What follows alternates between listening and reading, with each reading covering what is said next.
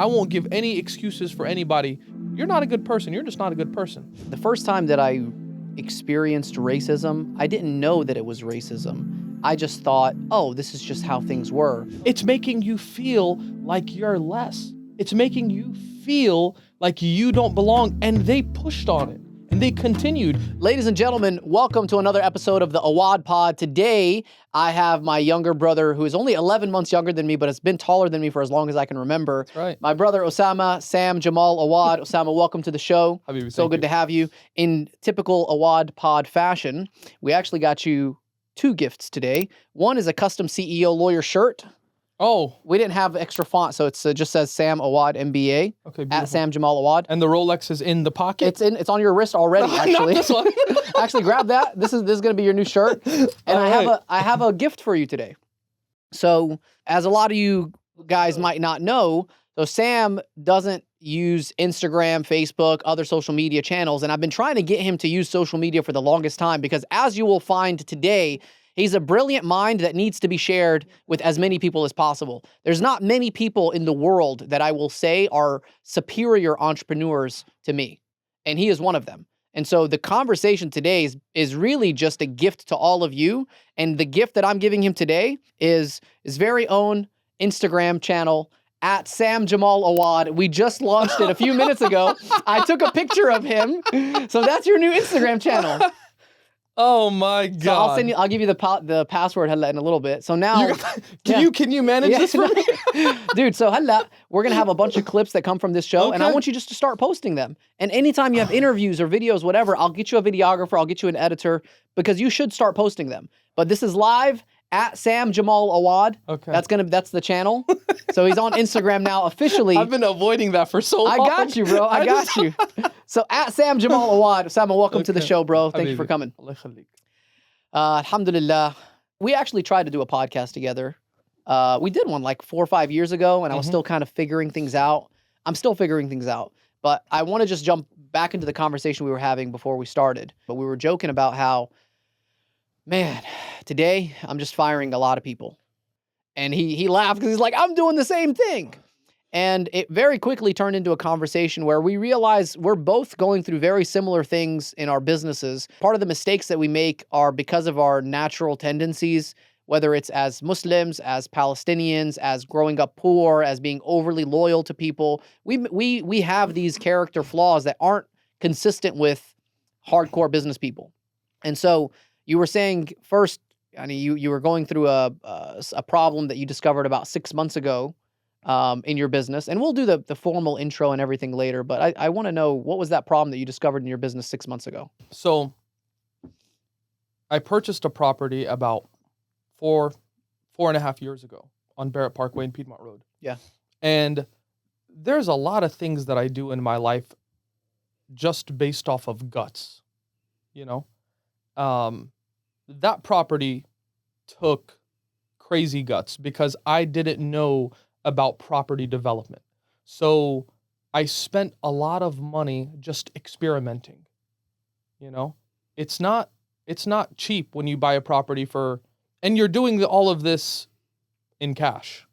You know, this is not something you want to experiment on. You can experiment on little things, but you don't want to experiment and go through something blindly. Do you mind if I give people some context? Go for it. So Osama's been a real estate developer and investor for many, many years. He actually took over the Joker's Audio business in Kennesaw, expanded it to multiple locations, opened up a couple of furniture stores, has since scaled those businesses. They're managed by other people. He was taking the profits from those businesses and buying up houses, fixing them up, and selling them all on a cash basis for like 5-6 years, took all of that profit and is now investing it into a mega massive real estate development. Bismillah, mashallah.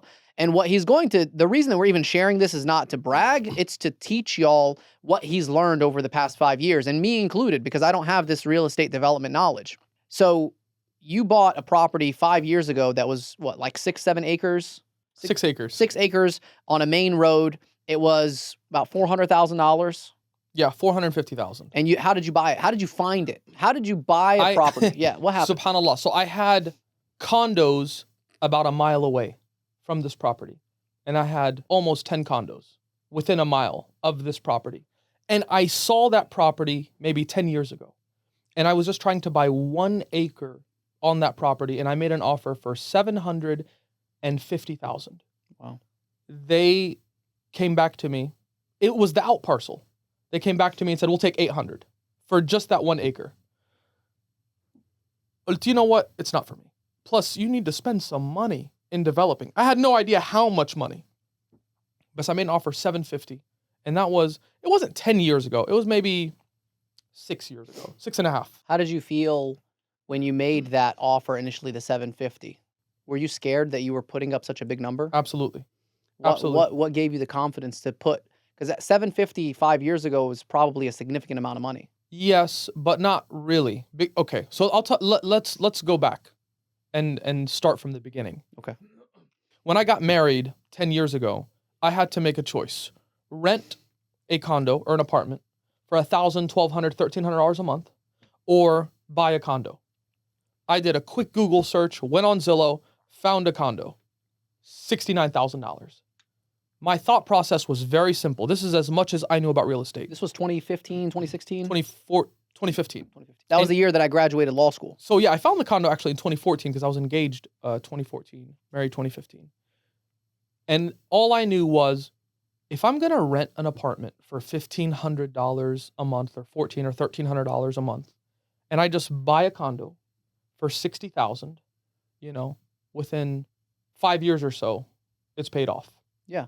Whether the condo goes up in value or goes down in value, even if I give it away for free, it doesn't matter. I mean, it might go up, it might go down. I didn't know anything about if the economy was good or bad. bad. You didn't really take into consideration property taxes, repairs, and other things. You were just like, yo, if it's 60 grand and my rent is going to be 15 grand for the year, in 4 years, it's going to be paid off. That's so I simple. might as well buy it. That's simple. But you also happen to be buying these condos. That was my first. After the major recession between 2008, which I say lasted until 2012. This is the problem. A lot of people do a lot of research and no action. Yeah, yeah. You could sit there and research and say, once I started researching, I learned there were people buying condos in the same area for $35,000, $40,000, $45,000. Keep it simple. And that was actually the leftovers. Keep it simple. But it's important for people to know, like, you came in a little late to the game. Now, if you had the same capital 10 years ago, you'd probably have $1 billion portfolio right now. Who knows? Right? Who knows? But subhanAllah, the way it works is like, when you find an opportunity, first, the way you analyzed it was common sense. Yeah. If I buy this, it'll be paid off in 4 or 5 years. Might as well just go ahead and buy it because I'm living in it. There it is. And that was it. That's it. And then what happened after that? So you bought your first condo 10 years ago. Then after I bought that condo, I knew what my cash flow was set up from my stores. Well, at the time, it was one location. I said, okay, I just bought this condo. I negotiated $63,000. Made my first purchase, owned that condo. Then I started researching and digging, talking to other people, studying. And I was like, shit, I'm going to buy every condo that I can find between 60 and 80,000. Every one. The only one that we lost on? Actually, we didn't lose, but Massachusetts Avenue. Oh, yeah. In Marietta. That was the worst one. Actually, I bought one of those. Yep. I remember I was actually in Texas, and I was like, hey, bro, is this a good deal for a like $70,000, $60,000 condo? Right. And you're like, yeah, bro. And so I bought it sight unseen. He gave me a property manager. I started getting checks in the mail. I'm like, is that how easy real estate is? It's so easy. But it's not like that anymore. It's only $60,000, $70,000. Yeah, the mistake is not worth that much. But I bet you there's still, by the way, there's still those opportunities now. I have a friend, like in Ohio, for instance, I heard you can buy full, like, single family homes for like $25,000 to $50,000, and they just need a little bit of work. You can get them rented out for $1,200, $1,500 a month, but those opportunities still exist throughout America. Not necessarily in East Cobb and Marietta, but they still exist. 100%. Right? So you immediately found an opportunity. You bought a condo. Talk to me about the research and then what led you to mentors on this journey of becoming a real estate investor. Very simple. I figured out how much rent would cost me. That was my research. I said 4 years, this condo is paid for. Whether it goes up in value or down in value, it doesn't make a difference. I'm going to make a decision. If I lose all of my money, it doesn't matter. That was all the research that it took.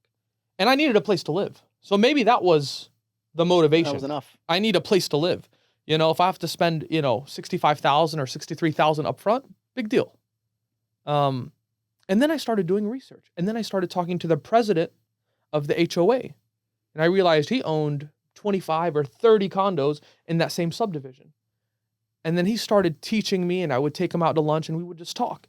And certain things he taught me about, condominiums and subdivisions. Don't buy any condo in a subdivision that has less than 100 units. That was the mistake that we made at Massachusetts Avenue. Why is that? Because it can quickly go to Section 8? Correct. Is that the only reason? Long story short, yes. If you only have, what's the likelihood of defaulting, or something going wrong? You need a lot of owners. Mm-hmm. So if you have 100 owners, and let's say 90 diversifying the risk. Exactly. You're spreading out the risk. That's it. So, but Massachusetts Avenue only had 24. I think it was 32, but yeah, it was a low amount of units. That was the mistake we made. That's it. And it's okay. We bought a unit for 75. And then actually the HOA there ended up like forcing the prices up for some repairs. But the problem was only like 60 or 70% were paying. Out of 32 people, that, you have 20 people paying. And so when a pipe busts underground, you need to check the financials of the subdivision, which you have the right to ask that. If you're buying, let's say, a unit in Marietta where there's 250 units, let's check the financials. You have $1 million in your account, or you have 32,000, but there's 200 units here? Yeah. That's a problem, So I didn't know anything about that. So step one in your real estate investing experience is, if you're going to buy a condo, first make sure that it's at least 100 units in that subdivision, somewhere around that number. And second, check the financials. They should have a healthy amount of cash on hand so that if any major problems or repairs arise, you know that they can afford them. Otherwise, the entire property could go belly up and you lose your investment. That's what happened. They condemned 1651 Massachusetts Avenue. They condemned it. They had a roof leak and it damaged 4 or 5 units and they couldn't fix it. The insurance, bottom line, keep it simple. Make sure the financials are good. If you're going to go down to 50 unit subdivision, you're buying a condo, make sure the financials have, a couple $100,000, few $100,000s in it, So what else did you learn from your mentor? Because this guy, first, how did you find a mentor in real estate? I wasn't looking for him. Honestly, he found me. But, you just gotta, don't be afraid to talk to people, meet people. He's, big old white guy that loved giving knowledge. He loved it. And I loved receiving it. He's so smart. He's, when you have a ton of units like that, and subhanAllah, funny enough, me and his son, we went to a study abroad trip together. I didn't know that was his son at the time. But the mentor, his name is Bruce. He's a great guy. Taught me a ton about managing units, if you're going to buy more units, how to manage them, how to buy them, and long-term, short-term rentals. He really opened up my eyes. In trying to find a mentor, how much did it matter that the mentor saw you had skin in the game? Do you think your mentor still would have cared to teach you and guide you if you hadn't actually put up some money and started buying property and started your own real estate journey? Or do you think he was just a nice enough guy, he'll help anyone? Do I feel like he's a nice enough guy that he would help anyone? Absolutely not. Yeah? He would not help anyone. So why do you think he was interested in working with you? What are the characteristics that a mentee can look for, can try to emulate to attract a good mentor? That's a question that you would have to ask him. But from my side, I think he could tell when he spoke to me that I was serious about learning. Did he care that you actually spent money in real estate development? I don't see. That was my first condo. That was before anything. So we met when I purchased that first condo. He actually said, stay away from commercial real estate. He told me, stay away from commercial. He said, residential, that's where the money is. But that's where his money was. And after I bought the property and told him I'm going to do a shopping center here, he said, don't do it. This is a lot of money.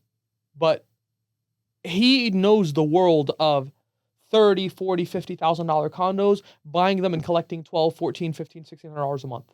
That's his world. And he had 25 of those units. Probably 30, maybe more now, maybe 40 or 50. So he's collecting his, $50,000 a month, $55,000, $60,000 a month. This is an older guy. He's not a young guy. He's probably 70, but he's making his $50,000-$60,000 a month, and that was good for him, and that's the game. He knows his game. He's very good at it, and I think I had to figure out, okay, do I want to play that game, or is $1,500 a month from a condo enough for me? That's where it was like, I'm selling all this shit.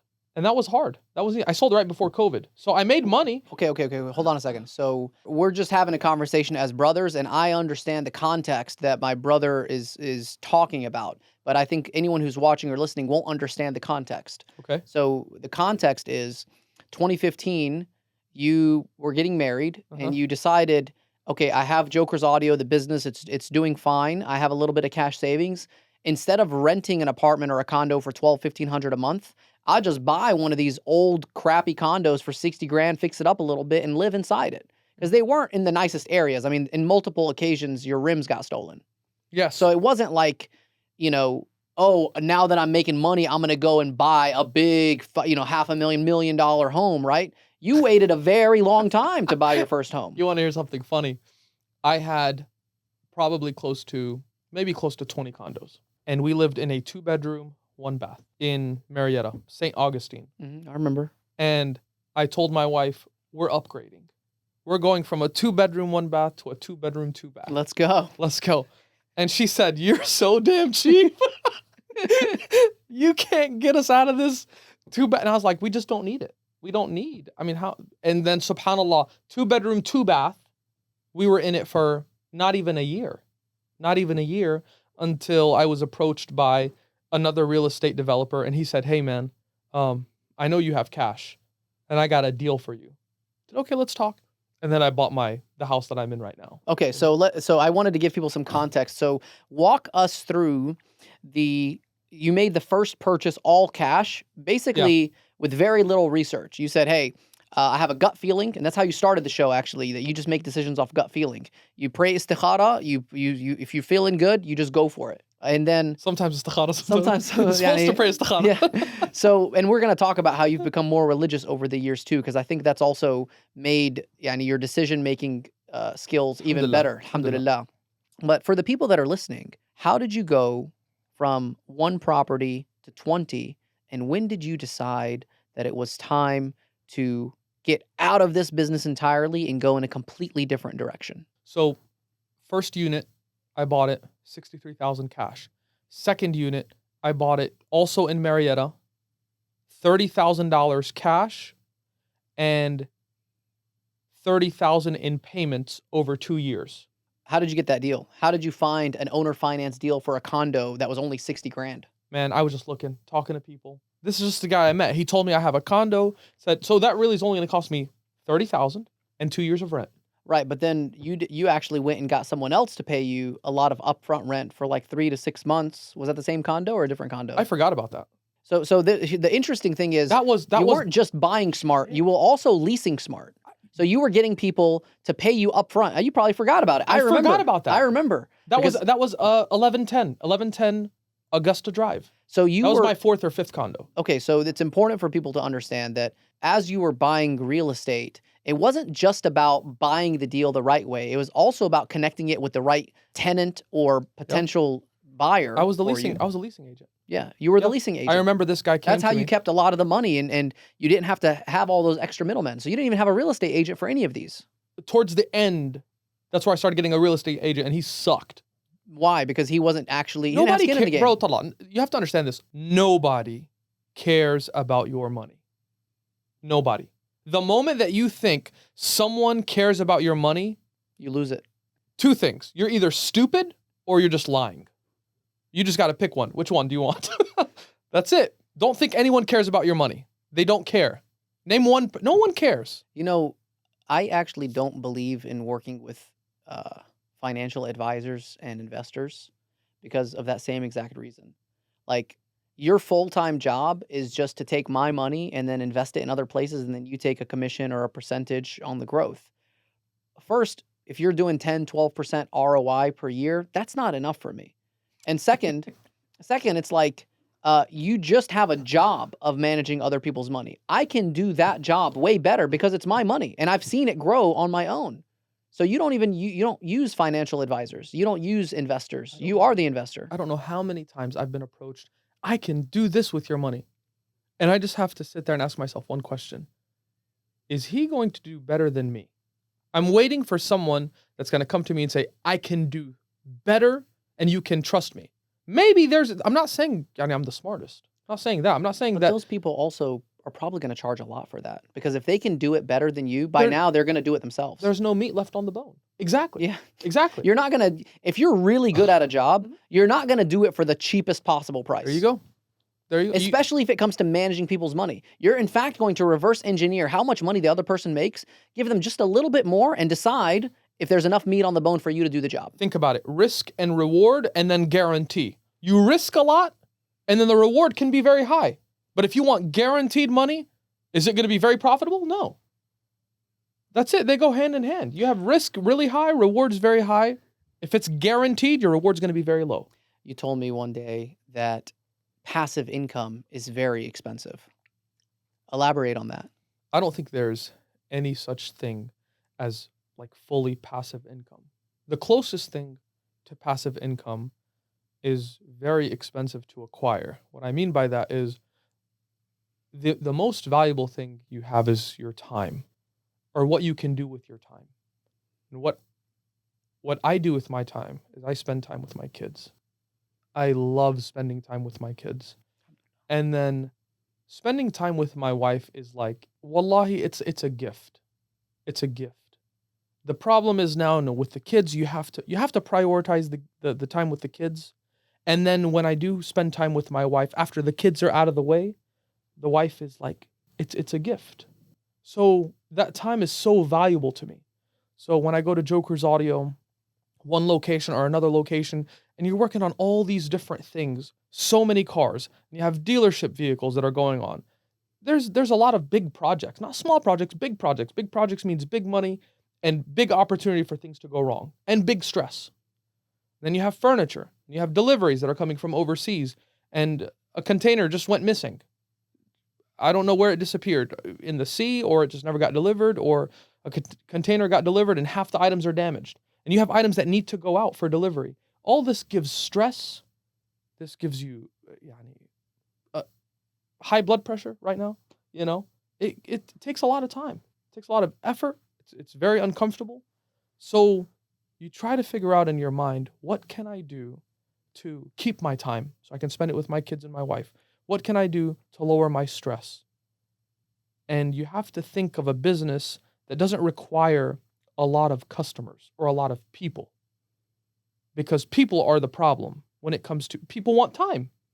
That's just it. People want time. When you talk about real estate, the only person you're really dealing with is your property manager.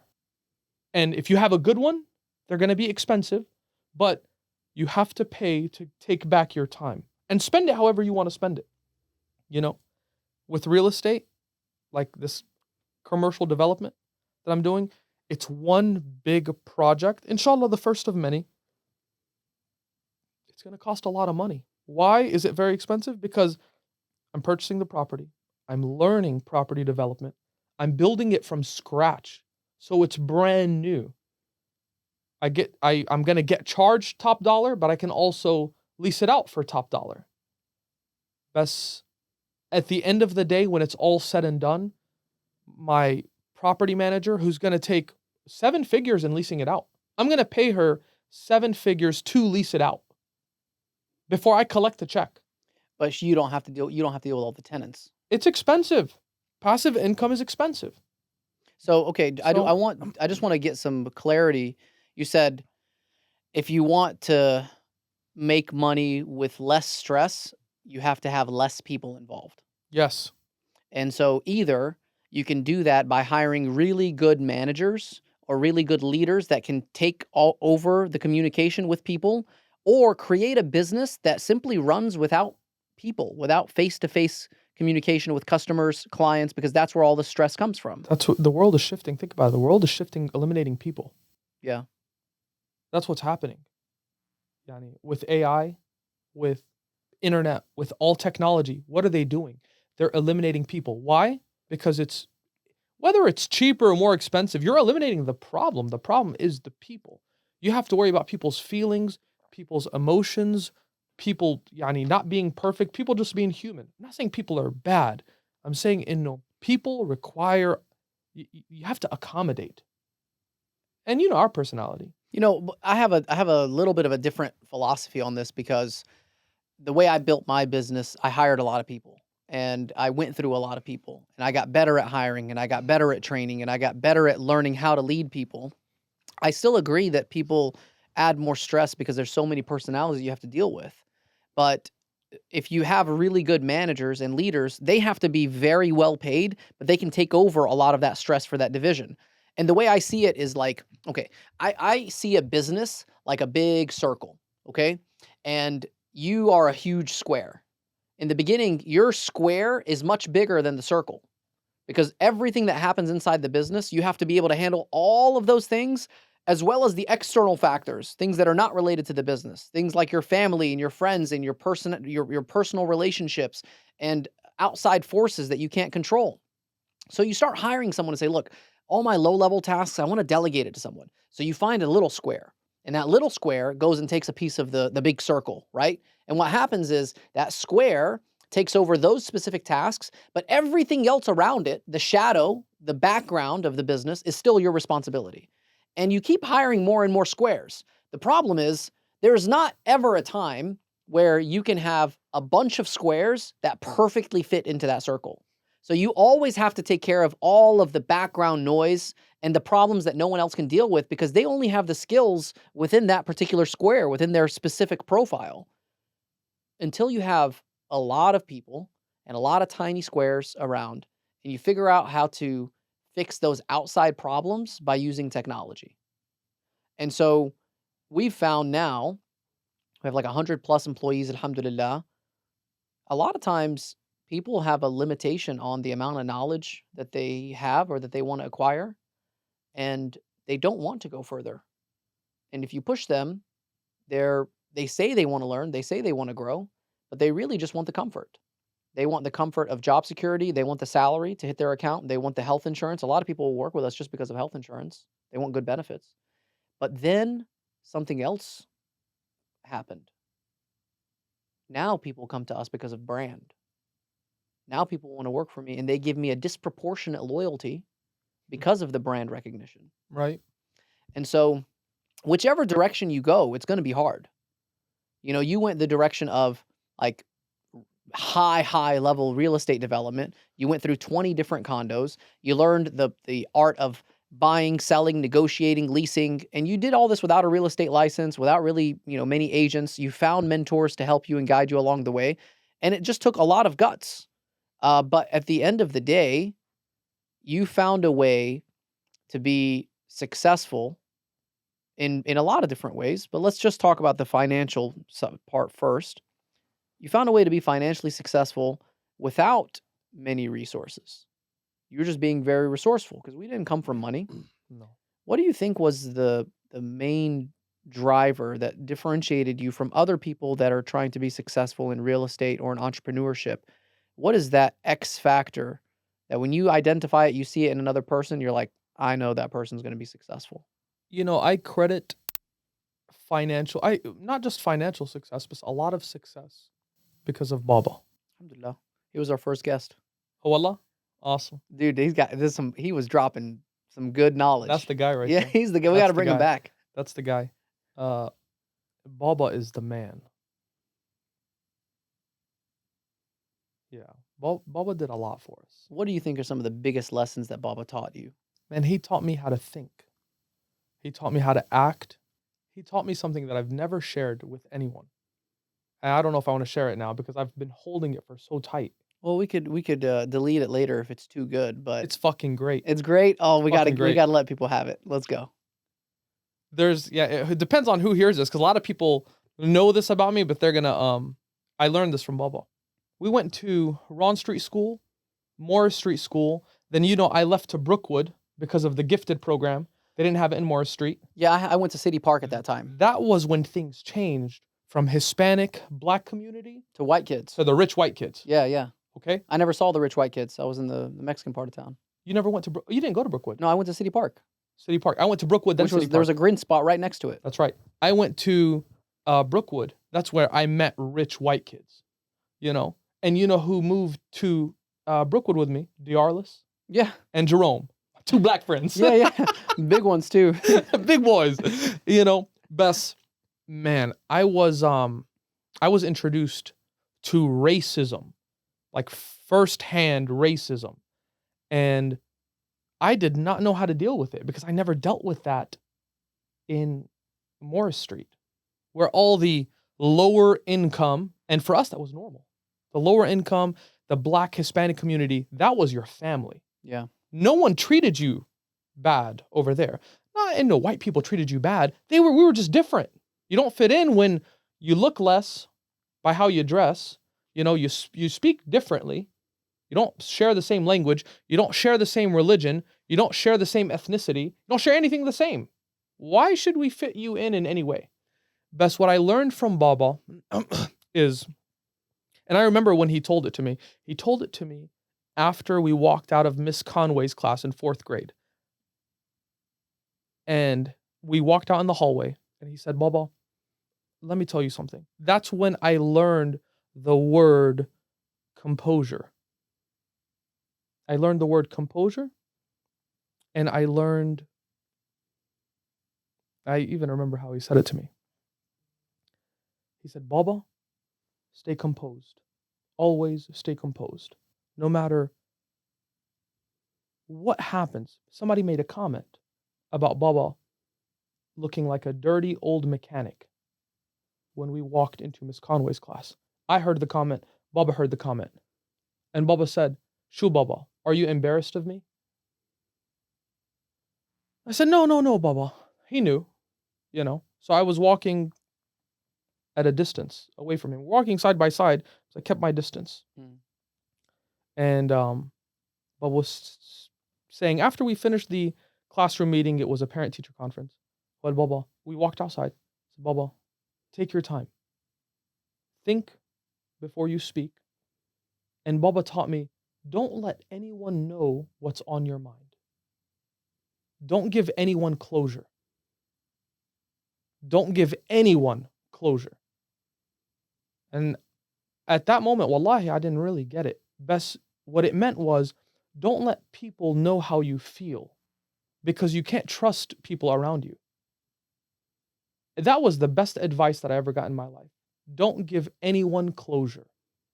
And you think about that. You think in business, you think in the people that you deal with, you think of when somebody asks you a question, how you answer it. Alhamdulillah, I'm good. Alhamdulillah, this is going this way. Don't give closure to anyone. That's the best advice I ever got from Baba. That taught me how to think. That taught me to always take my time. That always taught me to, when something happens or something goes wrong, don't react. Take your time. Think. Don't give anyone closure. You know how you're feeling. You know how you're thinking. And it gives you the space and the time and the freedom to be careful, to not react too fast. Because you know if you're a businessman and you react hard or you react very fast, you can make mistakes, very expensive mistakes that'll put you out of business in no time. I remember Baba pulled me outside. He knew how I was feeling. He heard the comment about being called a dirty old mechanic. And he walked me outside and he got down and he said, Baba, stay composed. Don't let anyone make you feel like you're less, like you're worse. Don't let anyone make you feel any type of way. Because there was other kids in that school. And Baba immediately recognized I was uncomfortable. Well, don't let anyone know what you're thinking. So don't give anyone closure. I think that's the first time I've ever heard that story. It's good. It's so good that you should have kept it for yourself. But you know what? We'll let people have a little taste. So let me ask you this, man. I was asking you earlier, what is that X factor? What is the thing that when you recognize it in someone, you know they're going to be successful? So how do you identify those killers? You know, the X factor for us was definitely Baba and the way that he raised us and all the stories that we had growing up, all the time that we spent with him, because I feel like Baba raised us, not Mama.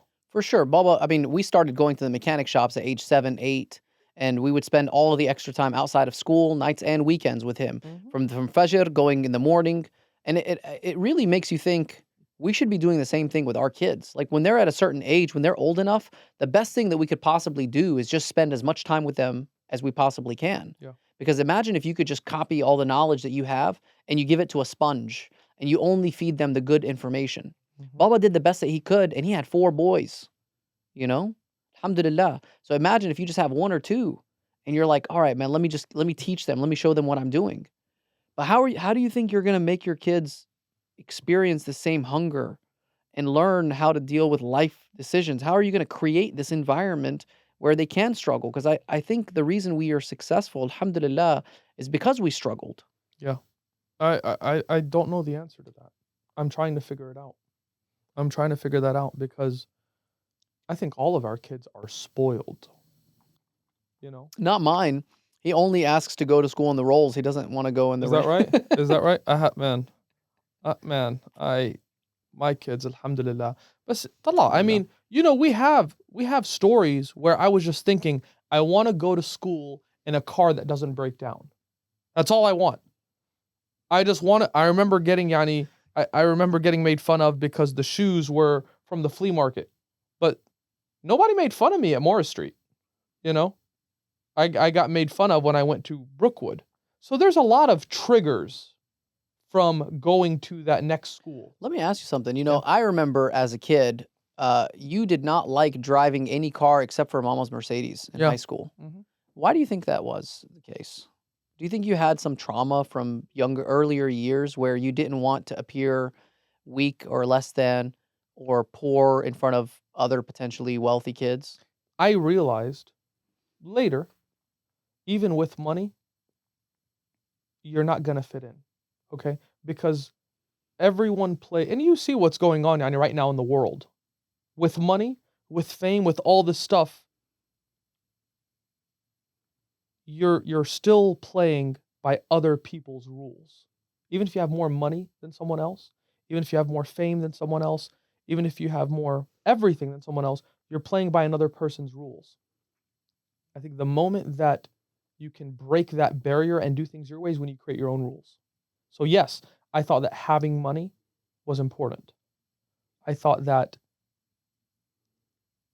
working hard, having a business, you know, going to school, being educated is all important. That's okay. Now I'm part of their team, or maybe I can fit in. Fuck that, man. Fuck that. You have to create your own rules. You know, I actually reference this in my book. I don't know if you've gotten to that chapter yet, but I've read the whole book. it's about fitting in. Yeah. And I came to the conclusion, like, is it better to fit in? And I came to the conclusion that it's best to know that you are able to fit in, but you choose not to. I think we have to learn that it's okay if we don't fit in. We're never gonna fit in. But I think you have to be able to fit in first so that you can choose to not fit in. It's like when someone says, "Oh, you know, I'm peace loving and I don't want to harm anyone." That doesn't really mean shit if you're not capable of violence. I think you do have to fit in before you realize you can make your own rules. That's what we did. Yeah. You know, we But, realized. but you were saying earlier it's about money too. Like, yeah, and you realized money was important. And I agree. I was very much money hungry for a long time. And I would say you were a more aggressive entrepreneur than me, especially in the early years. And I think lately it's changed. You know, like maybe it's a dollar amount or it's a comfort level or maybe something changes in your mind where you're like, man, I actually don't need to be as aggressive anymore because the money's just kind of still flowing. When did that do you remember when that happened? Yeah. When did that happen? I think when I realized um, the quality of life doesn't change when you stop doing things for yourself and you're doing them for other people. You know, so when you get to a point where you're donating a lot of money, it's like, how much harder do I need to work? Now I'm not making money for myself. I'm giving it away. I'm giving it away for other causes, things that are more important than me. So Alhamdulillah. doesn't mean that I do want to work hard, but also my time is limited. And if I want to continue donating money and donating to these causes and inshallah building an Islamic school here in Kennesaw, if I want to be able to do that, I need to focus on my kids and my family. So when did that change? Do you remember a specific moment where you're like, you know what? I think I've made it financially and it's time to focus on more important things in my life. If I would yani, shoot a time 3, 4, 5 years ago, I'd say 5 years ago. Was there a catalyst? I guess for people listening and watching, it's like there comes a time in entrepreneur's journey where you realize you no longer have to hustle, you no longer have to be the front salesperson, you don't have to keep grinding to make that money because it's you're at a certain point where you don't need to do that. And it kind of still flows. If you've strategically placed your businesses, your investments, your income stream, and you live below your means. I think that's the biggest thing that you've done is you've lived below your means for so long Yeah. that you don't know how to live above your means. I was just yani, I had a meeting with Rolex yesterday. They did their grand opening. Oh, they were asking you for money too? Oh, yeah. So I have the text. I told my sales rep, قلت لها, I'm not coming to the as your VIP guest if you're not selling me something. Yeah. Don't waste my time. Yeah, they want to fill up the room and show everyone, like, come to the pre-opening, the grand opening. Yeah, Yep. that's stupid. Yeah. I hate waiting in line or being part of like a retail club. Like, ooh, now we get to spend money here. No, I walked in. They gave me the whole VIP tour and all that crap. But then she told me, yeah, we're actually not selling anything today, but we'll call you in a few days. Sitting there like, this is stupid. I drove 30 minutes to come over here. Wallahi, it's not about, it's just, I told you. You know, they have rules and they have certain things in place, how they are. But whether you buy 1 watch or 2 watches or 3 watches on that day, who cares? So 3, 4, 5 years ago, you felt there was a switch. Yeah. Was there something that happened? Do you think maybe it was like maybe your first Lambo, first Ferrari, first something where it's like maybe there's a physical manifestation of success in front of you and now you don't have to. I'm not speaking from a place of like, I have so much money, I don't know what to do with it. Bess, there was nothing left to buy. What do you really need? Like, my Ferrari's my beater. Yeah. It really is. That's a good problem to have. You know? Alhamdulillah. Alhamdulillah, I love it. But I love driving my trucks. Yeah, but here's the other thing. Like, okay, you have a Ferrari as your beater, but the way you bought it also, this is something I've learned from you, is that everything that you buy, you figure out a way to make it profitable for you. You never go broke if everything that you buy as a luxury, you can figure out a way to sell at a profit or at least break even. Now, the necessities you need, like food, underwear, shelter.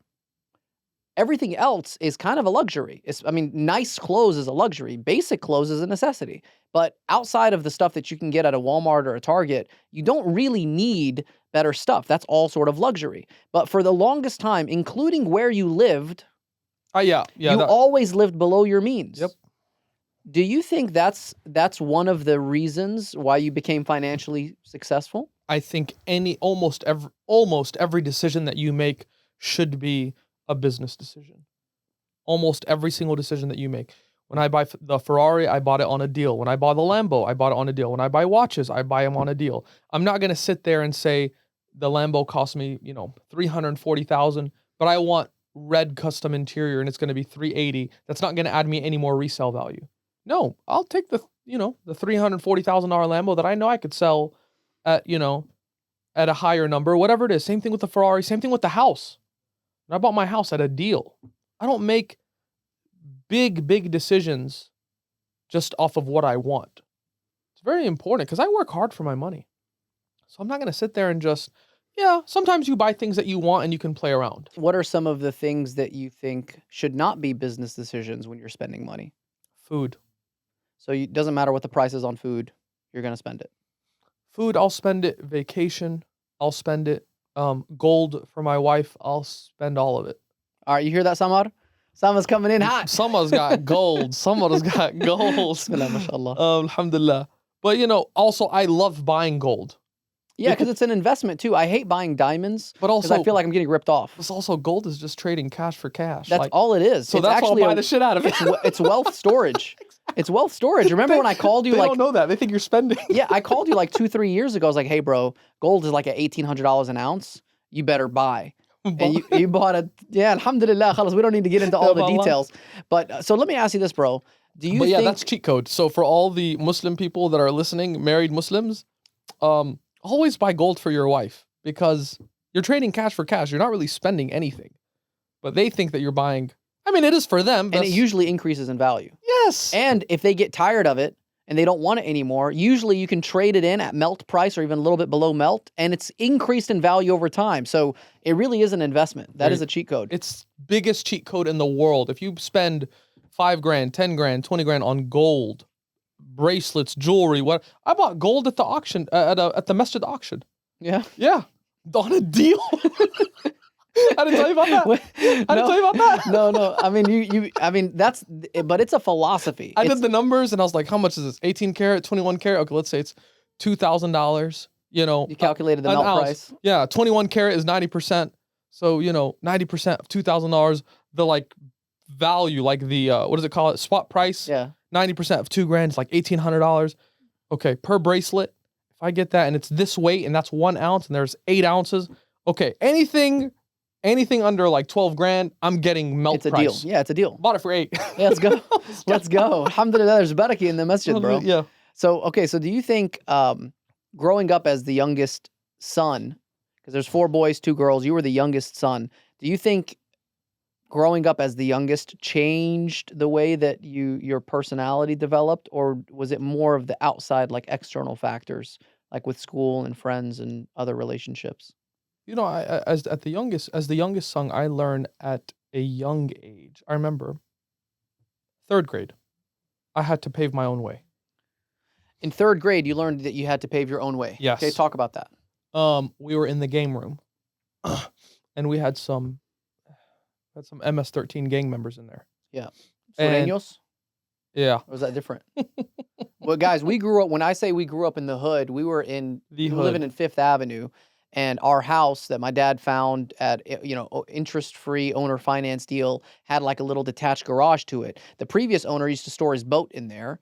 We didn't have a boat, so we turned that extra building into a game room. Well, there was so many different businesses that we turned into, Yeah. but the first one was a game room. And because of where we lived, there were gangsters, like literal gangsters that had killed people. One of my best friends got shot and killed down the street from where we lived on 4th Avenue when I was in high school. We lived on 5th Avenue.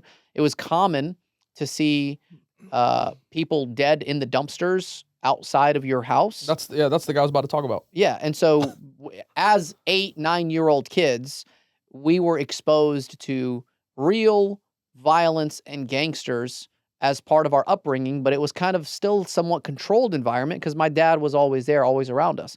And at age 8, you realized you had to start becoming your own man. Talk to us about that. Yeah, so I made a bet with, and for us, we've always learned betting is haram. So I was just joking. But I made a bet with that gang member. I remember his first and last name, so I don't really want to share it. I mean, you probably know the first and last name. I made a bet, and I was like, hey, $100 a ball or something, or $10 a ball or something. He made like 2 balls in. We were playing pool. He's like, all right, pay up. It's like, bro, I was joking. What are you talking about? And he's like, oh, no, if you don't pay me my money, I'm going to beat the shit out of you. I was like, damn, this escalated very fast. Yeah. It was me and him and Omar and maybe 3, 4 other guys. He's like, okay, this is going down. I said, okay, I guess it's going down. I didn't want to fight. I was 8, maybe 9, maybe 10, I don't remember. Maybe 8. Third grade, whatever that is. And he wrestled me down to the ground and got his knees up on on top of me, basically like mounted me, and got on top of me and held my arms, and then he started slapping me in the face. And I looked at Omar and I was like, bro, aren't you going to do anything? He said, you're on your own. It's a fair fight. I don't know if he did that because, khalas, you got to learn. Today you got to learn. You got to figure it out. Or there's 5 other guys there or 4 other guys there. Yeah, if he would have gotten involved, y'all would have gotten jumped. Yeah. But it didn't matter. I was on my own. It's like, he slapped me. I don't know how many times. 4, 5, 6, 7 times. More than it wasn't the problem was not that it hurt. The problem was it was humiliating. Yeah. That was humiliating. Yeah. That was like, wow. It humiliated me in front of Omar. It humiliated me. It killed my pride. you know? So probably we got on the bus maybe a week, 2 weeks later, and this kid was just talking a lot of shit. Um, and I was not stronger than him physically, and I knew that I couldn't take him. So I had to do something and catch him off guard. And I knew that, man, I was so hurt at the time by Omar. It's like, man, you don't fuck with me, man. Like you just kind of let me go. Yeah. You didn't do anything. But alhamdulillah that it happened that way, because I remember I was sitting down on the bus, this kid was sitting down behind me, and he put his foot on my lap. I don't know if you were on the bus at that time. Because he put his foot on my lap and I just put his foot off and he was like, "You're not gonna do nothing." I remember that's the first time I kicked him in the face with all my might. And I stood up, kicked him in the face like it was not even a kick, it was a push kick. Like, Yeah. like I stomped his face in and got on top of him and just kept going as hard as I can. And it felt great. Wallah, it felt great. That's the first time I hit somebody and it felt amazing. But yeah, I think it was that experience when I realized, khalas, like I'm on my own. If I and I think a year later that kid was found in a dumpster, dead. Really? Yeah. He was cut up into pieces in a dumpster beside Green Spot. You know where there was like a bar towards the end? It was two dumpsters behind it. And he was like 10 at the time, or 11. But yeah, that kid was found dead, cut up. I think I know who you're talking about. I remember him, bro. And He was not by the way, he was not a bad person. yeah, you know, That's just what he was taught. The sad part is, man, those kids that we grew up with in Dalton, like they didn't have good father figures, and they didn't have a good upbringing that would teach them like, hey, this was the wrong way. I mean, it's really sad that a 10-year-old kid ends up being killed probably just because of gang violence or because he thought that he was doing something the right way. But it was violent. I mean, Fifth Avenue was violent. And It was bad. and we lived on Fifth Avenue. I was there my whole life up until I moved to Kennesaw. I never actually got to move into the other house. Neither did I. Yeah, I know That's because why- I left a year after You you. know something crazy? When you dream, do you have dreams of being in the big house or in that other house, Fifth Avenue house? Dude, I don't have dreams of living in that house. I only have dreams of Fifth Avenue house. I don't ever have dreams of the big house. No, I don't have dreams of that house. A lot of my if anything, if I remember anything, Here we go. it would be Sycamore Circle. Oh, Specifically, man. like when you go down the street with like the little scooter or the bicycle, you go the little loop at the end of the Go cul-de-sac, back up the hill. and then there's like there's our trampoline in the background. But the thing I remember most about our Sycamore Circle house was the step. Yes, it was like a Everyone remembers 1 the foot step. step. What the fuck? It was a one. Why is that there? Why is there a 1 foot I gap know. in our house? where like, but that's just how we grew up, man. Not I knew gotta where you were going. Yeah, I knew yeah. the step. I got to talk to Bob about Sycamore Circle. Okay, so SubhanAllah. do you think you had any advantages being the youngest son, like watching 3 older brothers kind of do their own thing, make mistakes, or do you No, do your man. own thing? No. We were all in the same mix, you know?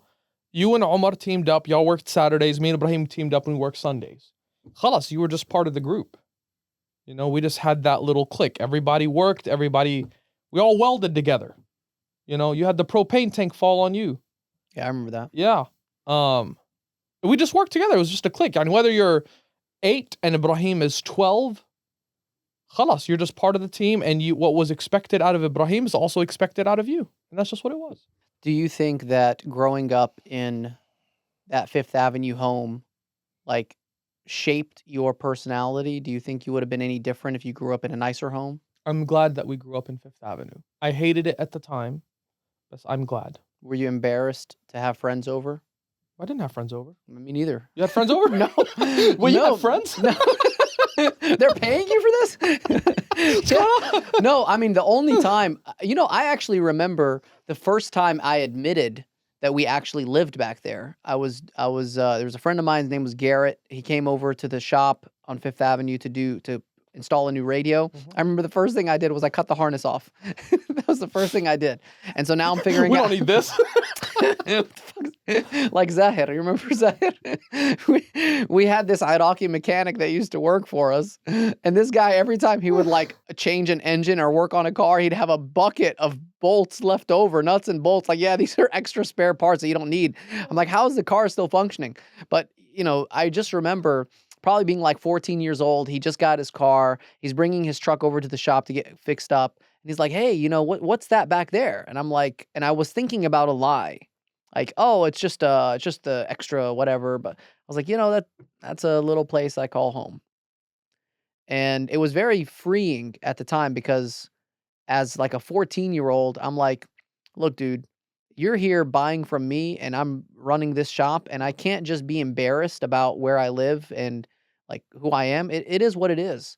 But that was the first time that I ever told anyone where I lived because, we also played high school. We played football in high school. And the cheerleaders would usually go and decorate people's houses, remember? And so all the kids that lived in the nice homes, it was cool to have the cheerleaders come to your house and decorate. But we never did that because we were embarrassed. So we'd never give them our address or tell them where we lived. Well, we also got kicked off the team from Dickie McClure, right? I mentioned him in the book too. I didn't get kicked off of the team. No, he used those words. Yeah, well, I mean, he did. I mean, because I didn't come back because he didn't give me the Letterman jacket. I remember the Letterman jacket, but he kicked us off the team. I remember those words when we sat in his office. Anyway, that's for another day. Yeah, that's actually when I started really understanding racism. So Yeah. you experienced racism firsthand. You saw it in 4th grade. I wouldn't say I experienced racism, like I understood racism until like high school. No. I understood it early on. And by the way, alhamdulillah, that's very powerful to be able to say, you're able to tell somebody, look, this is just what it is. This is where I live. That wouldn't have been a problem when we were in Morris Street. Once you moved to Brookwood, Yeah. it became a problem because you had to understand really quick and know, number one, you're not the same religion, okay? Which is a problem. Okay, 4th grade, 5th grade, I was in Miss Cook's class, 9/11. Like, I fucking plotted it, Remember we got pulled by Miss Gabriel? Yeah. Remember? Yeah, I was in 6th grade, I was in Miss Cook's class. but I was in middle school already by then. That was City Park. You're in City Park. The next year, we got pulled by Miss Gabriel in middle school because the 1-year anniversary was coming up, whatever you want to call it. Yeah, I remember exactly where I was on September 11th, 2001. I was in my 6th grade social studies class, and this arrogant, big-ass white kid just looked at me and was like, "Why is your uncle's killing us?" And I'm 11 years old. What's that the white comedian that says, "I don't believe in too soon," when he's talking about Oh, yeah, Anthony Jeselnik. Anthony Jeselnik, when No, but that's a real thing, man. Like, we started experiencing high level of racism, and they call it Islamophobia. It's just Muslim hate is what it is. They hate you because you look like that. They hate you because your mom wears the turban that wears the hijab. They hate you because Baba pulls you out of school every Friday to go to Jum'ah prayer. They hate you because in high school on the football team every Friday when they're having lunch and dinner for the football team, you had to request a steak that wasn't bacon wrapped. That's why they hate you, because every single thing is uncomfortable and they have to accommodate for you. But the worst part? Let's forget racism for a little bit. Best as a father, a lot of the people that treated us the way that they did were fathers, right? Would you ever just try to take yourself back. Would you ever treat another 9, 10, 11, 12-year-old that way? Knowing how much power you have as an adult, being in a leadership position, coach of a football team, as a principal, as a professor, teacher, whatever it might be. Would you ever treat a 10 or 11 or 12-year-old in any color the way that they treated us? Look, I think a lot of older white Americans have never really gotten to sit down and meet someone from a different faith or a different culture and get to know them. And because something new is usually scary for people, the immediate reaction is to kind of shun them away and to be mean and to push them out. And I'm giving them the benefit of the doubt now. They don't deserve that, Ali. Fuck them. I'm giving That's the benefit, but I'm also talking about all the people in karate, like all the people in the martial arts school. Bro, those are just bad people. They didn't like us. They no, Tala. I will not give any excuses for anybody that's okay with treating someone negatively, bullying. It's not nice. It's not nice. Christianity doesn't teach that. Islam doesn't teach that. But you don't think we were also rough around the edges as kids? You don't think the kids deserved a little bit of tough love? That's not tough love, though. It's racism, I know. It's racism, man. But it's making you feel like you're less. It's making you feel like you don't belong. And they pushed on it. And they continued. I'm not okay with anything that happened. And they could have done better. They could have done better. You know, and their fathers. I talked about this in my bell buckle thing. You remember bell buckle? How many people said you cheated? All of them. Come on, man. The only people that were with me were the non-white folks. The only people that actually said, "Yeah, you won." It was only my coach for the wide receivers, right? Because he wanted to have the offensive team and wanted to share that win. And I talk about that in my book. But there was a lot of racism that came to light in high school. That's when I started really realizing, man, it's not that we're different. It's not just that we're Muslim. It's that they really hate us. They really hate us. But there's also some people you run into that are the exact opposite, like Ben Kiker. You know? Imagine Ben Kiker was like our grandpa. He still is. Like he's like the grandfather, you know? And there was a lot of people around, not just Ben Kiker, but there was a lot of people. Okay. Ben Kiker's our martial arts instructor. As an adult, you should know right from wrong. As a father, you should know right from wrong to a higher degree. And a lot of these people were fathers. And if you're an adult and a father and you're put in a place of like, hey, I'm holding you to a very, very high standard because you're a coach or a principal or some type of teacher or something like that where you're working with kids. I hold you to a very high standard. I'm not giving anybody the benefit of the doubt. There was a lot of bad people. Ben Kiker, old white guy, he loved us. He took care of us. Yeah. He did take care of us. Did so much for our family. He's human. A lot of those people, they're not good people. And I won't give any excuses for anybody. You're not a good person. You're just not a good person. And you're a father, bro. Like when you have kids, something clicks in your mind. You're like, man, look at what's going on in Gaza. Look at what's going on around the world. Look at what's going on in Sudan. Look at what's going on in so many different places. And just as a father, you can see, man, this is not fair and this is not okay. A lot of people treated us very bad. Very bad. No, I'm not cool with it. And no, it's not complicated. Let me. No, it's not complicated. Let me. Is that their answer? No. Let me kind of push back a little bit because I would say now that we're talking about this because you're bringing back old memories. The first time that I experienced racism, I didn't know that it was racism. I just thought, oh, this is just how things were. Was probably in 4th or 5th grade where I got the same score in math on the math exams as this other kid who was like the token white kid. And they gave me second place, even though we had the same score. Obviously, they could have given us, and there were multiple exams. Mm-hmm. So they gave me second place and gave him first place on every single one of those math competitions. And at the time, I was like, oh, well, I guess you had to pick someone for first and someone for second. But couldn't you have given them maybe 2 first places and me 1 first place? But no, they made me second place, even though we had the same score. How old were you? Across the board. 8 or 9. There you go. But I didn't think of the word racism or feel. I just felt like, oh, it's just how it is. Now let me ask you a question. If Adam, your son, was in that same place, and you had to choose first or second, what would you give Adam? If I had to choose first or second, well, I mean, it wasn't just one exam, one competition. Okay. It was like 3 or 4 different tests. It was like the Pythagorean tests. Okay. For like algebra or whatever. And we got perfect scores, both of us. Mm-hmm. And they could have given me 1 of the first places and then him 2 or 3, but they chose to give him all the first places and me all of the second places. Like, how would you have judged it if it was for Adam? I would have split it. I would have shared first place. Just like they've done it. They've done it in the Olympics. You can't do it in a fucking 4th grade class. It still bothers me. You see why?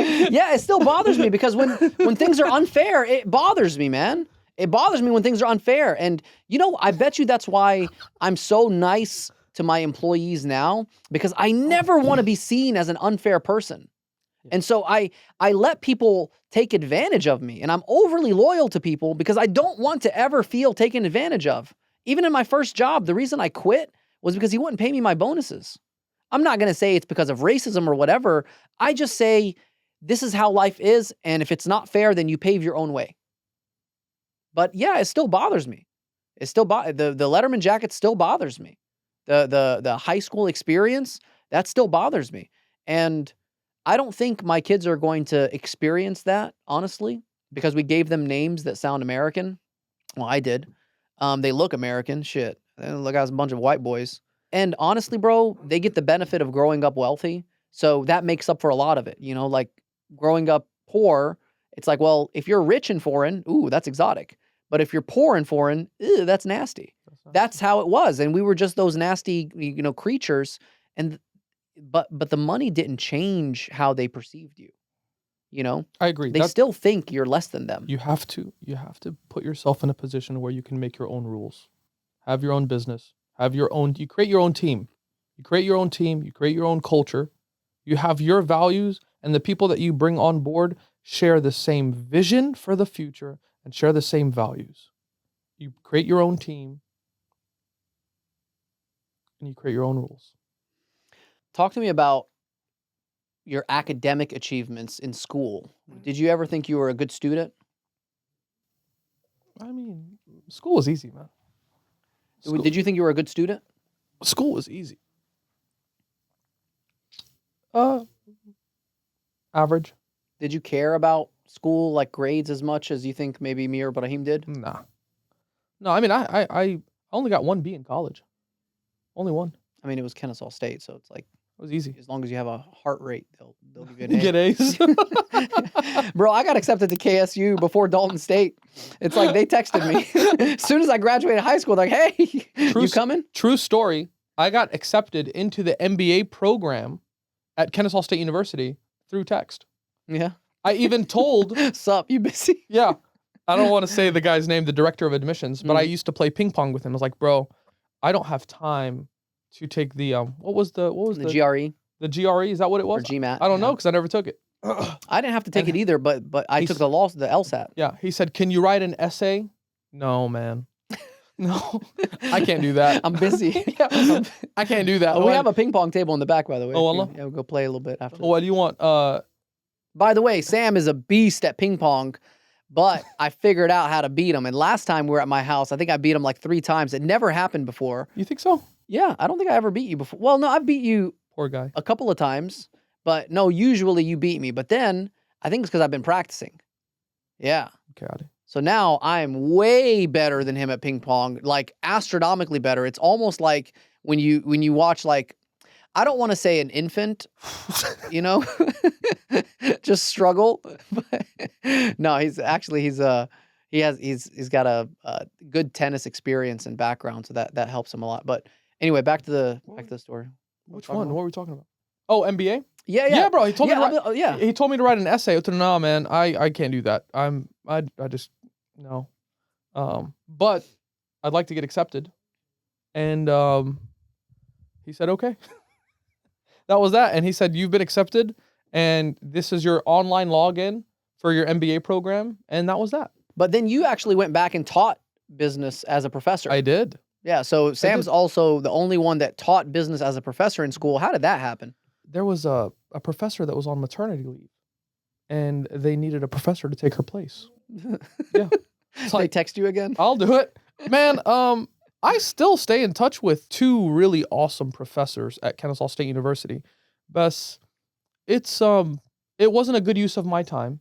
It wasn't fair to the students because at the time I was, 26, 27. Chase experience, don't chase money. And I didn't have the experience to give those students. There's students in there, especially in the MBA program. I was the youngest MBA student at KSU. You did the MBA right after college? I took 6 months off. Mm. I graduated May, took 6 months off, and then I started January. I finished in 11 months, 11 or 12 months. Why January did you do to- the MBA? What is there for any? ball, Yeah, just for ball. really. Yeah. So Waste- do you think the MBA was valuable to you? No. Really? You don't even think the business terms and the case studies were helpful? I mean, you can obviously get that information online, but when people ask me about an MBA, is it valuable? Well, first, I would not do an MBA if I had to pay for it. If I can get it for free, I think you should do it because it's a structured program to teach you kind of how businesses grew, especially some of the big businesses that are here today. It teaches you synergies in businesses, mergers, acquisitions, but most importantly, it teaches you the business terms.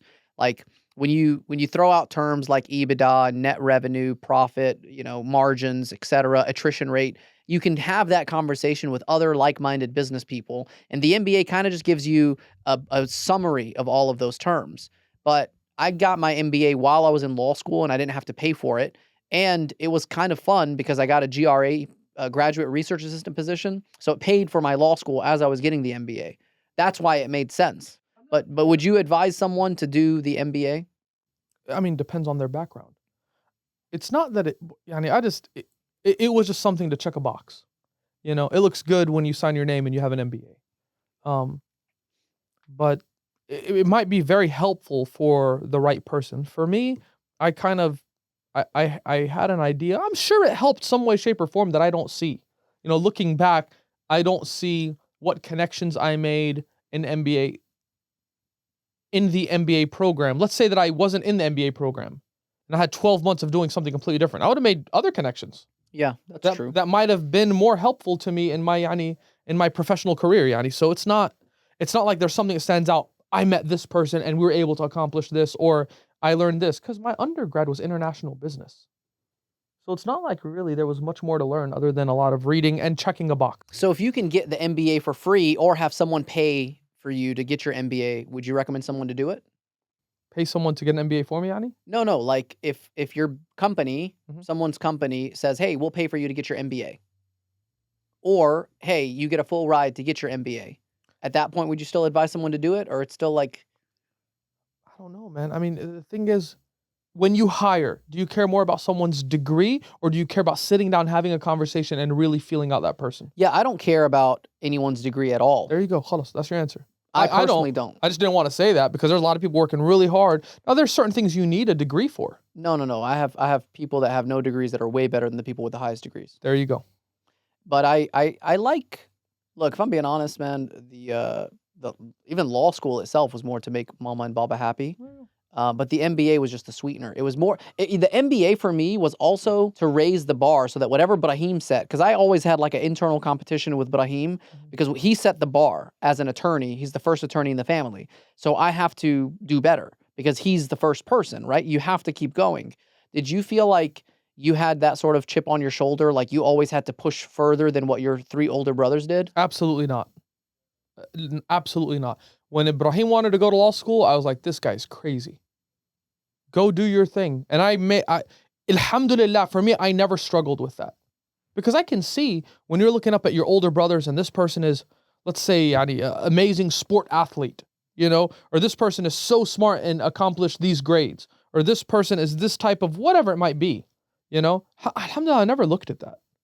Because we all grew up as like a team. When Ibrahim was like wearing suits to school, and going into law school, I was like, man, I'll pray for you. Go and do that. But it's just not my thing. And Ibrahim's very passionate about what he does. And he's great at what he does.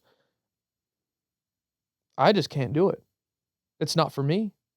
Not for me at all. I don't want anything to do with... What about in martial arts? What about like if you see other people getting first place trophies, does that make you want to, oh man, I should be able to do it too? Hell yeah. Yeah, okay. Martial arts for sure. Okay, khalas. So you had to I was like, come on now, you're not competitive. You're very competitive. No, martial arts was awesome. Yeah. Yeah, for sure. Actually, you're always getting first in forms. Yeah. cares about that shit? I know, and you get first in fighting, and then when you got Let's first in fight. fighting, I'm like, no, I got to get first in fighting. So yeah, for sure. I still have the purple trophy at my house. I know, man. We have a trophy from like 2002 or 2003. Yeah, It's a purple trophy. It's the first time they ever did purple. That all the trophies in martial arts were 5 foot tall. So we weren't 5 feet at the time, so the trophies looked really big. Yeah. And I remember this particular tournament, we were in the maybe 11 and 12-year-old division. You were 11, I was 12. Yeah. And we were the last 2 fighters remaining. We'd start at the opposite ends. There'd be 30 or 40 fighters. We'd beat the first fighters, beat the second, beat the third, beat the fourth, and finally we're fighting for first place, kind of like the bracket. And at the end of it, we just decided, let's just flip a coin. Yeah. And it was such a boss move because, Can you imagine how upset everybody else was? That they're gonna flip for first. Imagine how proud Baba was, though. Yeah. Because that's what you want your kids to do. Yeah. You want your kids to dominate everyone and then be like, flip the Cares, coin. yeah. Yeah, exactly.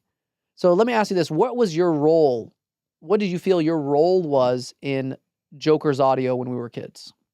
I learned a lot from Omar.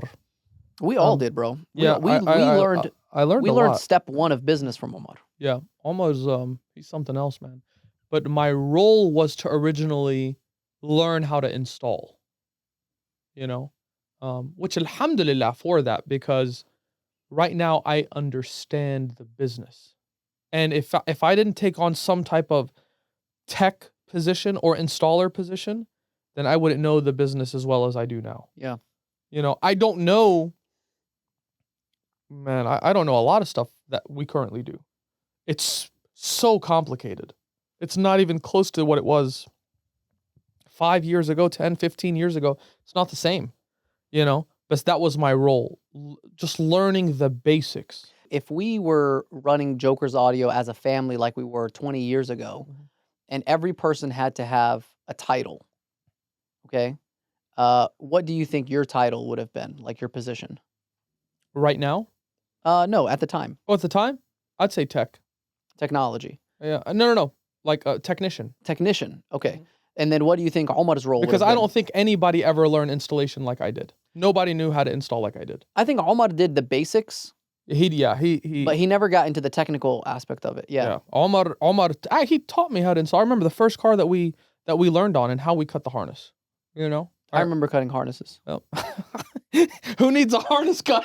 I'm your guy. No, look, man, I've probably only installed like myself, probably like 5 like sound systems completely, like with the RCAs and the remote wire and the power and like I know how to do it, but I never actually liked it.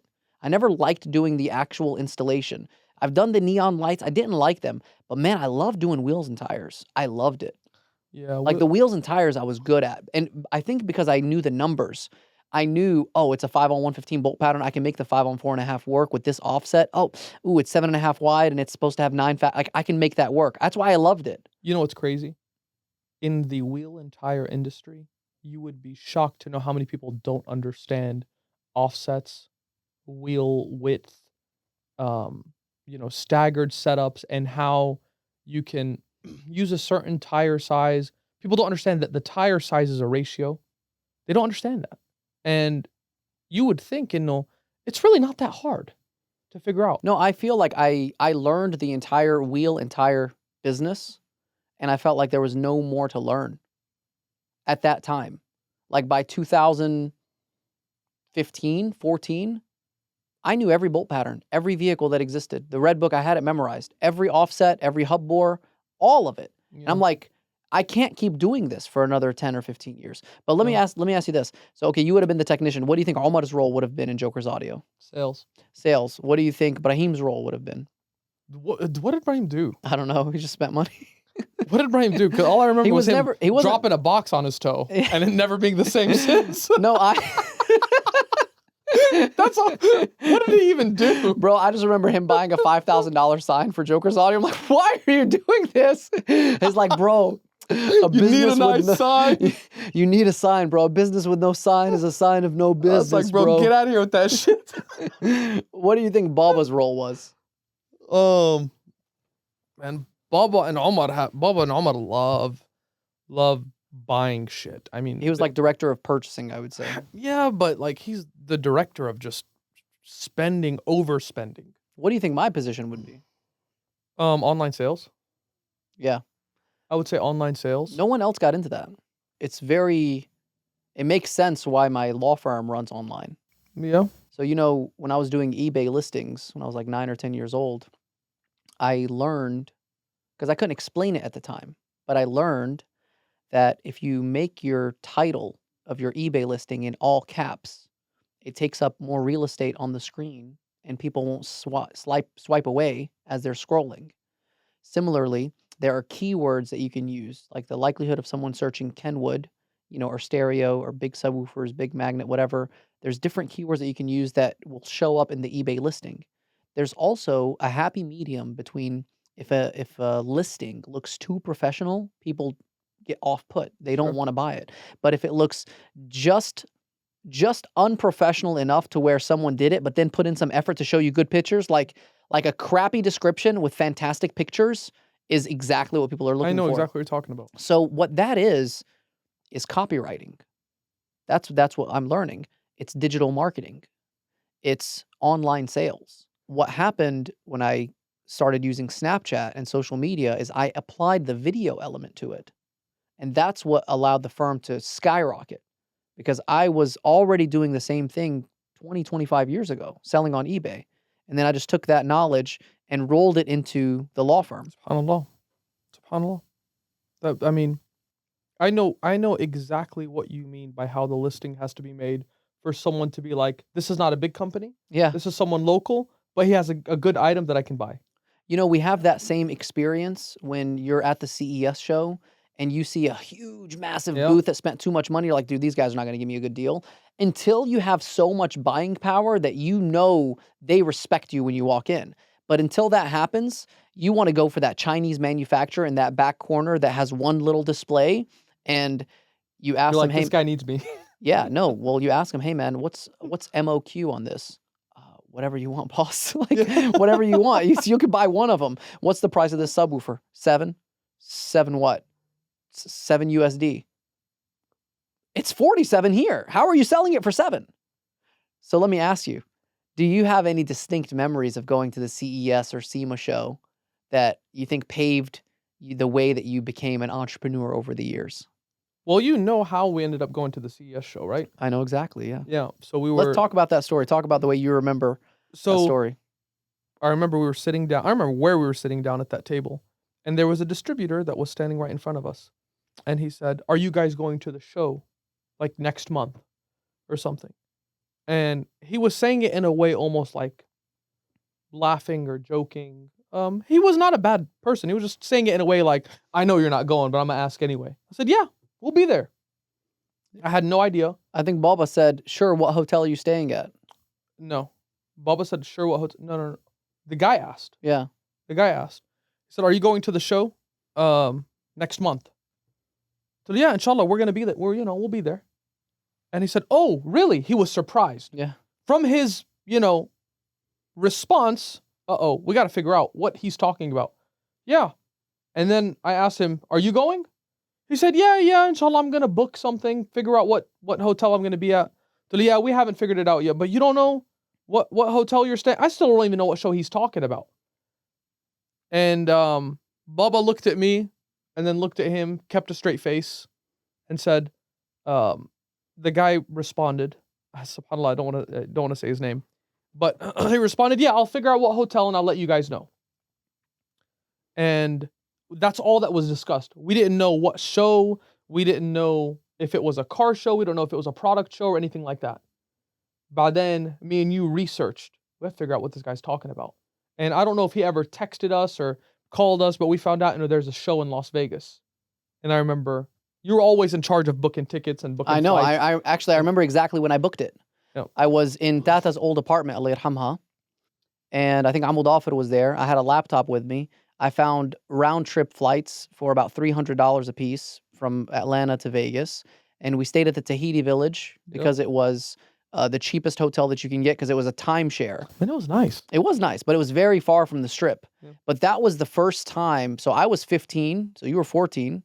Yeah, because I had trouble getting in. Yeah. The first time our dad took us to Vegas, my brother was 14, I was 15. He took my other two brothers with us, And we went to the Consumer Electronics Showcase to conduct business and buy from some of the biggest manufacturers and distributors in the electronic space in the entire world. This was like 20 years ago. And people think that the success that you have today just happened by accident, it happened overnight. I think the theme that we have that we both agree on is if it wasn't for our dad putting us in these positions to succeed and giving us opportunities to try things that no one else was able to do at that age, it would have just delayed adulthood for us. I was watching a video of this 11-year-old kid in Gaza, and dude, I'll show it to you actually because it just tells you, man, this is what the future generation is. Check it out. أقل شيء أنا شفت موت 5000 أقل شيء موت في عيني كمان. Zakaria is 11. He's living on his own at the last permanent hospital in central Gaza. صرت متطوع لازم أنقل صلاة وشهداء وأطفال ونبدأ نساعد الناس. تعامل شوي لا انت تتعامل معاه زيك زيه انت سنك في سنه طب انت يا عمو صغير لا اذا انت بتقول له عمو مع عمو بزعل منك أنا بساعد أهلي من قلبي وأمي اللي جابتني أي واحد برزقني مليون من 50 شيكل بشتري في حياة أهلي. فعليا هو يعني شاف شغلات فظيعه ولد يعني قلب 180 درجه يعني لا على كبر يعني الولد بعد هيك لما يجي يتعامل مع الاطفال مش هتظبط معاه الدنيا. The ceasefire has been announced. For Zakaria, there is new hope, but the future's uncertain. على خير إن شاء الله عشان نروع بيوتنا مدمرين نقعد في خيام. They actually just said something in that video that makes me really resonates, which is إذا هو بده يروح يلعب مع أولاد تانيين مش هتظبط. If this kid, who is now essentially a grown-ass man, starts to go play with other kids, it's not going to work because it's like a man playing with boys, even though you are the same age. You're all 11 years old, 12 years old, but my life experience is 20 years more than yours. Did you ever feel that way as a kid? Big time. I still feel that way to this day. Do you think a lot of your friends that you can relate to are older, like they're in their 50s? That's the people that I can relate to. Me too, man. It's the older people. I don't have it's not because yani we're just it's not an intelligence thing. It's a life experience. It's an thing. experience thing. It's a life experience thing. It's I've seen a lot of, and there's people that are younger than us. Yani imagine there's kids in Gaza that are 15 that are like I'm at 50 or 60. Yeah. You know? But you have to go through it. You have to go through those experiences to really be able to so we could be on the same page. We could sit down and have a conversation. How many people can you really sit down with have a conversation? They have to be older. They have to be wiser. You can't understand the context of where we came from and what we've done to get to this point. And to be honest, for what we've gone through, like this is a very, very low, like it's a low threshold. I actually think, Annie, what I've noticed with you, mashallah, is you're prioritizing faith more than other things. You know, and I'm feeling like I'm doing the same thing too. And I think what happens is like you realize the money is just numbers, and if it's just hustling, it's just working. There's something way more important to that. Life is so much more than just making money. And Islam is that guide, that compass for us. How do you feel like your faith has changed over, let's say, the past 5 years? Because I've noticed a shift in how much more in tune you are with Islam over these past 5 years. I think you have to have yani something to look forward to. I think you have to have something that you believe in. Yani with our deen, alhamdulillah, it gives you the rules to life. Yeah. It gives you the rules to life. If everything in business, when you do business, the way that you treat people, the way that you buy, the way that you sell, the way that you wake up in the morning, the way that how you conduct your life, Islam teaches you how to do all of it. You know, all the rules are there. And if you're following all the rules and you're praying and you're fasting Ramadan and you're making your dua and you're going to the masjid just like Baba taught us every single day, then you realize there's a bigger picture. And then, we go to a lot of funerals. You have to go to funerals. And you know that your time is limited and you will be underground. Then you realize, man, all of this work, all of this money, all of the effort, what do you leave behind, Yani, when you die? What do you leave behind? Well, three things: What are those three things? a pious child, Pious child, sadaqah jariyah, sadaqah jariyah, which is the donations that continue on, Mhm. and beneficial knowledge beneficial that's been knowledge. passed down. That's right. So even the money that you leave, let's say you have a ton of money, the money has to be spent a certain way. Because after you die, your huge business doesn't do anything for you. Sadaqah jariyah, how you spent your money to build an Islamic school. That's what's going to be giving you deeds. That's what's going to help you. It's not beneficial knowledge. It's the good deeds, the deeds that you left on this earth. I don't think it's a beneficial knowledge. I think it's the good deeds. So it's the pious child, it's the sadaqah jariyah, and it's the good deeds that remain behind. Well, it's good deeds, but also no, I don't think you're wrong with the knowledge, because like if you teach a child or you teach a man the deen, that's a good deed, but that's also knowledge, and you will be rewarded for the knowledge that you've given No, him. because I was quoting a specific hadith, so I don't want to be incorrect Okay, on it. khalas. But you know what I mean, right? Yeah. So okay, how do you think you are going to raise Nuh and your other children when it comes to going to the masjid? Are you going to do the same thing that Baba did, where you take them with you every day, every night? Yeah. Are you going to do anything different? Definitely, yani I'm going to follow a lot of things that I agree with. Many things I agree with. I'm going to follow in Baba's footsteps, because it's going to be hard, because we had very, very little with Baba, you know? And Baba was able to make it work. Everything, man. Yeah, we were working from uh, the fewest resources, but and from the clothes. I remember going to Fajr prayer when it was cold, and I didn't have a jacket. You know, Nuh gets to go to Fajr prayer with a jacket, so he's not going to experience the same thing. He's not going to experience, yani, if you don't make it into the car in time, you need to run there. Baba taught us a lot of things. Are they ever really going to experience the difficulties that we experienced? No. So we have to do something extra to really teach them, not necessarily how to struggle, but how important having discipline is. Discipline is very important. So we have to figure that out. And I haven't figured it out yet. He's also 3. Well, I joke around that I want to buy a car wash and make them work in car washes so they can learn the value of manual labor, how to make money with their hands, how to upsell by getting tips, and to communicate with people. Because all of those things I think are important. I think the skill of sales and persuasion is important. I think you need to learn how to sell to be a competent human being in your life. You have to know how to persuade people. Um, Even if you're applying to get a job, you should know how to persuade. Hey, this is why you should hire me. I think you should know how to communicate with different types of people, and a commission-only job is great for that, because now you're relying on the person agreeing with you in order for you to get what you want, and for you to survive. And I think travel. You did your first study abroad in Germany when you were like in 10th grade, 11th grade. What made you want to go to Germany in high school? And then why didn't you do any more study abroads after that? Honestly, I just wanted to try something new, but that was one of the times, because you go and you stay with a host family, and then the host family that you stay with, they would bring their child and stay with you. So that was feeling comfortable with, hey, this is where I live. Yeah. This is how we do things. You just it takes a lot of confidence. It takes up, because our the host child stayed with us. Yeah, I think I remember. Yeah.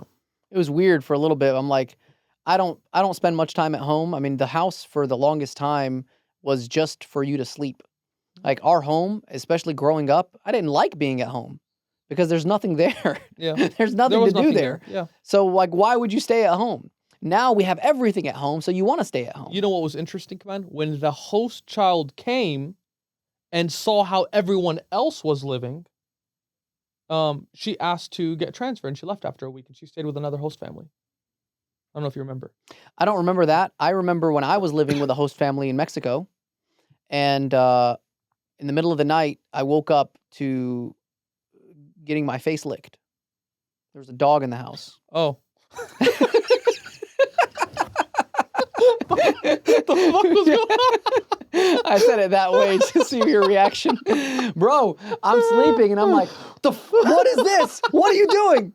Because we don't have dogs in our house. As Muslims, you're not supposed to have a dog in your house. So I've never experienced that. man. I had never experienced a dog licking my face. And so I immediately requested, hey, I can't stay in this house. It's nijis. It's not clean for me to be able to pray. So they moved me to another house where this old lawyer was staying. He was also on the study abroad trip. Bro, this Mexican lady had a 3-story mansion, and she had orange trees right outside of the attic where you could pick the tree from the window. I'm like, why didn't y'all put me here first? Like, and I bet your German kid probably experienced the same thing. Why did y'all put me at the Awad household when I could have been here at the rich white kids? That's right. That's exactly what happened. Dude, okay, so I got some rapid fire questions, and then we're going to let you go. What's the most memorable thing you remember of Bubba? I just have lessons for days. I have lessons for days. I remember one time we were at the flea market and Bubba was price checking something. And I don't know, this story always sticks with me. I said, Bubba, you don't have to check the price on that. We have that item. I know exactly how much you buy that for. And he stepped on my foot.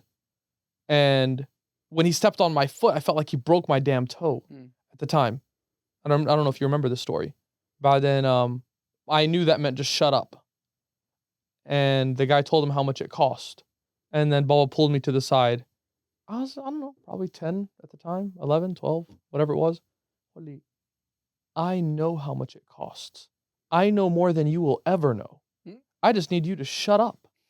So what are you doing? Well, I wanted to see if he was being honest or if he was a trustworthy person to deal with. Oh, well, don't ever think I'm stupid. So, okay. He told me, I will know more than you will ever know. Okay, one thing that gets lost over the years is my brothers and I, including my dad, alhamdulillah, we have the ability to communicate with each other just with our looks. Yeah. So I can look at you a very specific way and you know exactly what I mean. And this helped a lot because we dealt with customers in Joker's Audio. We dealt with high stakes negotiations in Vegas. We've bought companies from China.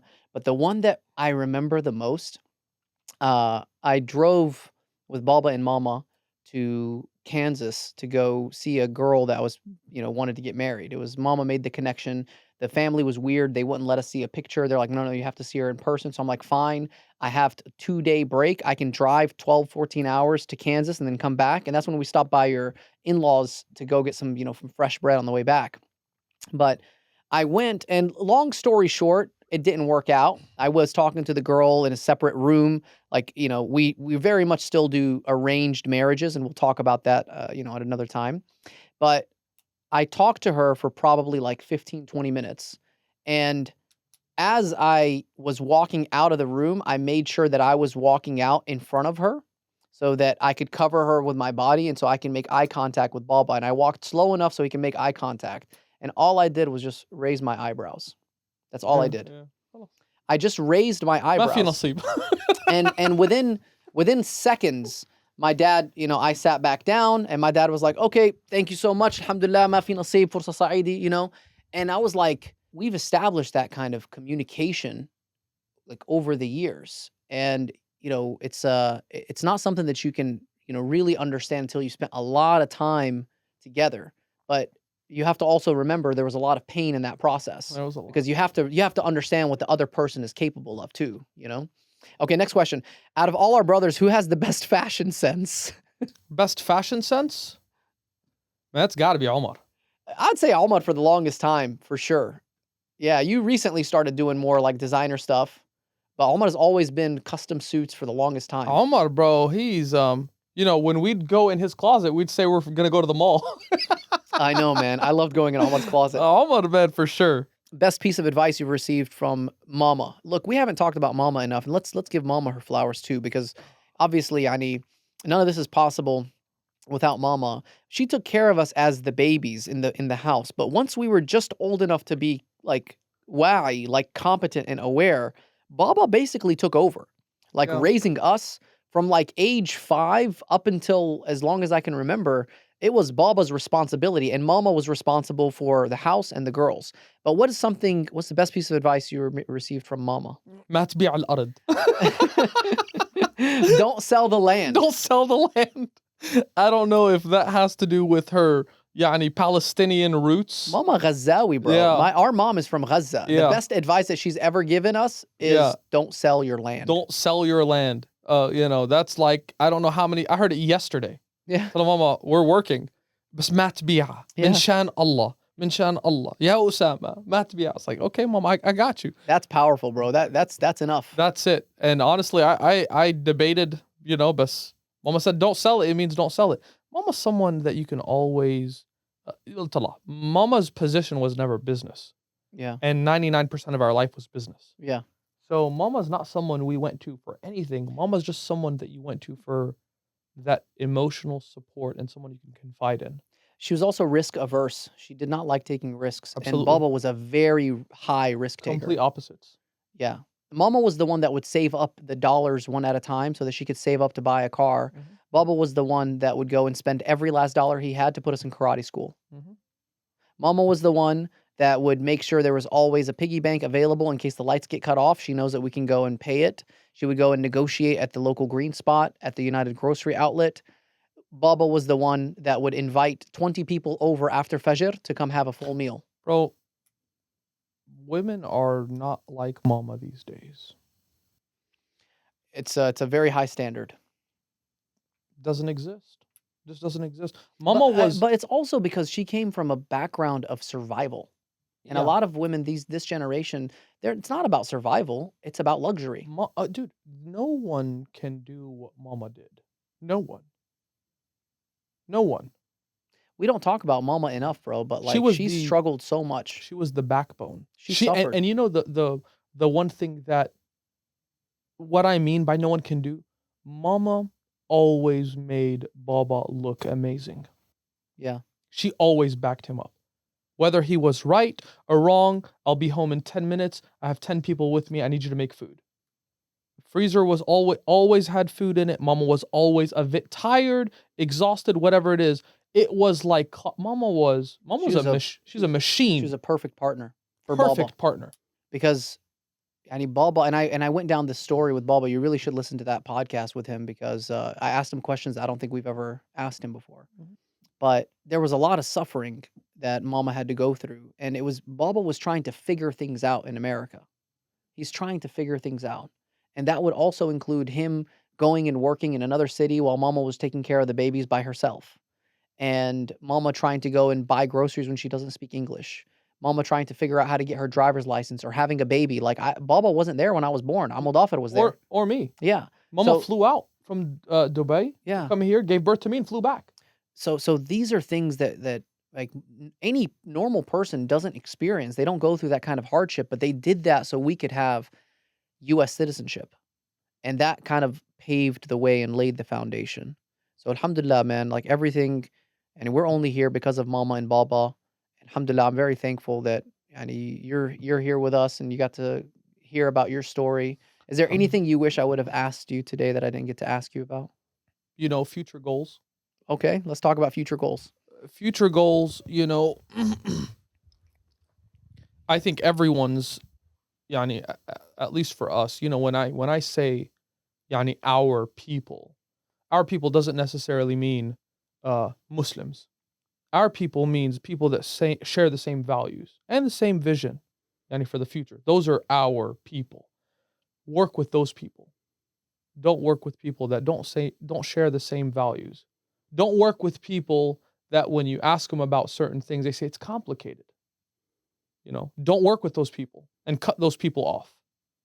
That's the only thing, that has become much more important to me in the last year or 2 years or 3 years. Anybody that doesn't share the same values and beliefs, what's right is right and what's wrong is wrong. And people that don't believe that or have an excuse or don't have the backbone to stand up, cut those people off. I think that's fantastic advice, bro. And with the Gaza genocide, Allah has exposed a lot of those people for us. 100%. And if you choose to be blind, you're going to fail. But if you embrace who you are and you are proud of being on the right side of history, Allah is going to make it easier for you. I won't get into details. Just remember, probably about 7, 8, 9 months ago, you texted me, "Hey, I need you to handle something," and we handled it. And you said, "Okay, that's enough." That's what I mean. For me, when I say, "Hey, I need something handled," and there's people around, you say, "I got you." I'm not gonna ask any questions. I just need to. I'm gonna take care of it for you. Yeah, whose car are we taking? That's it. That's right. And that's important to me because at that moment, if my brother needs something, I'm gonna take care of it. I don't need to know the details. I don't care why you want to do it, but if you want to do it, that's all. Khalas, And it's important to know who those people are around you, and you need to recognize it sooner than later, and support your people, only your people, and no one else. That's it. Ladies and gentlemen, that is at Sam Jamal Awad, who just joined Instagram today because I made an Instagram channel for him. This has been another episode of the Awad Pod. Thank you all for joining us today. I hope you enjoyed the conversation and took some great lessons from it. You can find my brother Sam at Sam Jamal Awad on Instagram. I'm going to try to force him to post. Osama, do you promise to post at least a little bit? You manage that. I'll send you the pictures or whatever it is. I'll give it to his wife and she'll manage it and she'll go and buy some stuff, buy some gold on her account. There you go. Ladies and gentlemen, thank you all so much for joining us today. Assalamu alaikum wa rahmatullahi wa barakatuh.